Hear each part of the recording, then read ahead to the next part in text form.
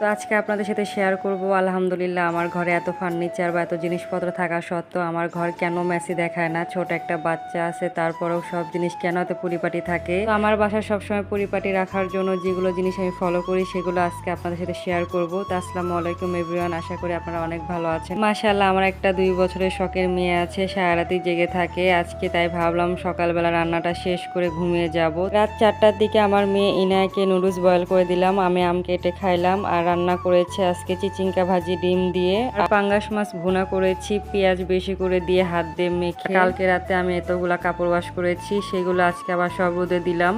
এরপরে ঘুমাইতে গিয়েছিলাম। বিকেলবেলা ঘুম থেকে উঠেছি, পরে সবগুলা কাপড় গুছিয়ে রাখলাম।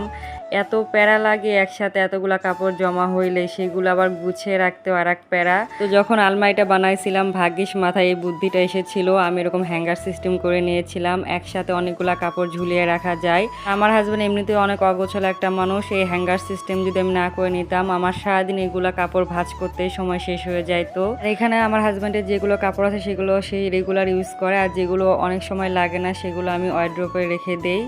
আর নিচতলার ভাবি এখানে আবার পিঠা দিয়ে গিয়েছে, তালের পিঠা অনেক মজা। আমার হাজব্যান্ড আবার সন্ধ্যার দিকে এখানে বাজার করে নিয়ে আসে টুকটাক যেগুলো বাসায় লাগে। আমার মতো এমন কার কার হয় আমি জানি না, কিন্তু আমার একটা বদ অভ্যাস আছে, আমি যেদিন কাজ করি দুনিয়ার সব কাজ একসাথে করি, আর পরে 2-3 দিন কোমর ব্যথায় উঠতে পারি না। আজকে আমি সারাদিন অনেক কাজ করেছি। আমার হাজব্যান্ড কালকে পুডিং খেয়েছে, আজকে আবার সে আবদার করেছে পুডিং খাবে। আজকে আমি তার জন্য পুডিং, এখানে পায়েস রান্না করেছি। আজকে আমার কেন জানি খুব ইচ্ছা হচ্ছিল মুরগির রোস্ট এবং সাদা পোলাও রান্না করে খাই। আমি সাথে সাথে যেটা আমার মন চায় আমি সেটা করে ফেলি, হাজার কষ্ট হোক। আমার যখন যেটা মন চায় আমি সেটাই করি, যখন যেটা খাইতে মন চায় সেটা হাজার কষ্ট হলেও নিজের জন্য রান্না করে খাই। রাতের খাওয়া দাওয়া শেষ করে পুরো রান্নাঘরটা ডিপ ক্লিন করলাম। আর আজকে আপনাদের সাথে শেয়ার করব আমার ভাড়া বাসায় একটা খারাপ জিনিস। নিজের বাসা না হওয়া পর্যন্ত কখনোই ভাড়া বাসায় নিজের মনের মতন সবকিছু হয় না। আমার বাসায় এটা একটা খারাপ দিক যে রান্নাঘরের সাথে বাথরুম এবং বেসিন অ্যাড করা আছে। যেহেতু হাইজিন ইস্যু একটা আছে রান্নাঘর, যেহেতু এটা, এই জন্য এই বাথরুমটা আমরা সবসময় গোসলের জন্য ইউজ করি। এটার যে বাথরুমটা আছে ওটা সবসময় ব্যবহার করা হয়।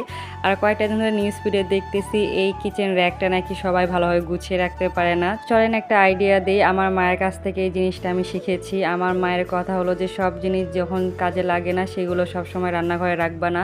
রান্নাঘরে যেহেতু সবসময় রান্না বান্না করি সবসময় তেল চিটচিটে হয়, আমার মা বলে যেগুলো জিনিস লাগে না সেগুলো সব শোকেসের মধ্যে গুছিয়ে রাখবি, যখন যেটা লাগে তখন রান্না করার টাইমে নিয়ে যাবি। আমি সেই 3 বছর ধরে এভাবে জিনিসপত্রগুলো রেখে দেই। অনেকের মতন আমারও ইচ্ছা হয় যে রান্নাঘরে এগুলো ঝুলিয়ে রাখি, যখন যেটা লাগবে তখন হাতের কাছে পাবো, কিন্তু এগুলা প্যারা নিতে মাজার একদম ভালো লাগে না, তার জন্য আমি শোকেসেই রাখি। তো আজকের মতো টুকুই, টাটা বাই বাই, আল্লাহ হাফেজ।